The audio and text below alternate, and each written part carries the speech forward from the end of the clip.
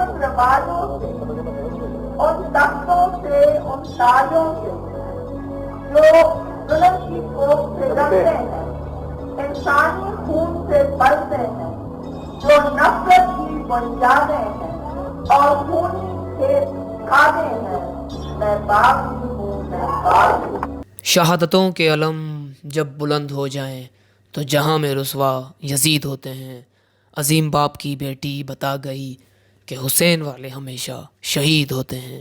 जुल्म की जंजीरें तोड़ने, मजलूमों से रिश्ते जोड़ने, दुख के दरियाओं से गुजर के अपनी जान हथेली पे रख के भुट्टो की बेटी आई थी और जान की नजर चढ़ाई थी। जग में पड़ी दुहाई थी, भुट्टो की बेटी आई थी।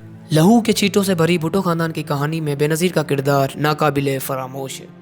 मुस्लिम दुनिया की पहली खातून वज़ीर आज़म और पाकिस्तान की जमहूरियत और मज़ामत की अलामत बेनज़ीर भुट्टो की बरसी आज मनाई जा रही है। लियाकत बाग रावलपिंडी के बाहर 13 साल पहले होने वाले धमाके की आवाज़ आज भी सुनाई देती है। बेनज़ीर का जन्म 21 जून 1953 को लाड़काना में हुआ। बेनज़ीर भुट्टो ने अपने बाबा जुल्फ़िकार अली भुट्टो की शहादत के बाद जमहूरियत का आलम अपने हाथ में उठाया। ऑक्सफोर्ड यूनिवर्सिटी से आला तालीम हासिल करने वाली बेनज़ीर भुट्टो ने 1977 में जनरल ज़िया की आमरीत के खिलाफ बहाली जमहूरियत की तवील जदोजहद का आगाज़ किया। जनरल ज़ियाउल हक की मौत के बाद सियासी तब्दीलियों का दरवाज़ा खुल गया। 1988 के आम इंतखाबात में बेनज़ीर भुट्टो इस्लामी मुल्क की पहली मुंतखब खातून वज़ीर आज़म बनी, मगर 20 माह के अंदर उनकी हुकूमत का वक्त से पहले तख्ता उलट दिया गया। 1993 के आम इंतखाबात में एक बार फिर बेनज़ीर भुट्टो मुल्क की मुंतखब वज़ीर आज़म बनकर सामने आई, लेकिन दूसरी बार भी जमहूरियत के पहिए को चलने न दिया गया और सदर फारूक लगारी की जानिब से हुकूमत का तख्ता उलट दिया गया। बेनज़ीर ने कई साल तक जलावतनी की ज़िंदगी गुजारी।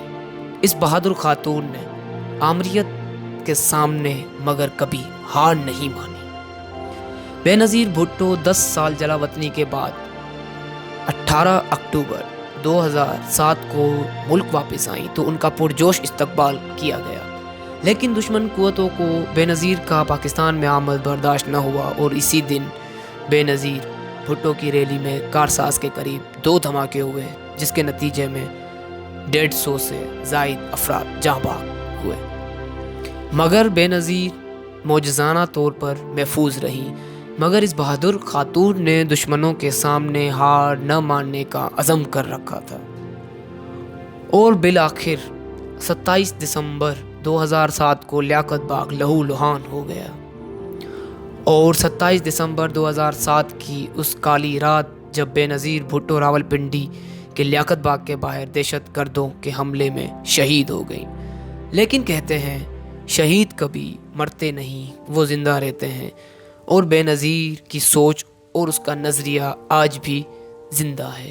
वो जिनके होश की शिद्दत से, वो जिनकी आँख की लज्जत से कानून बदलते रहते हैं और मुजरिम बनते रहते हैं और चोरों के सरदारों से, इंसाफ के पहरेदारों से मैं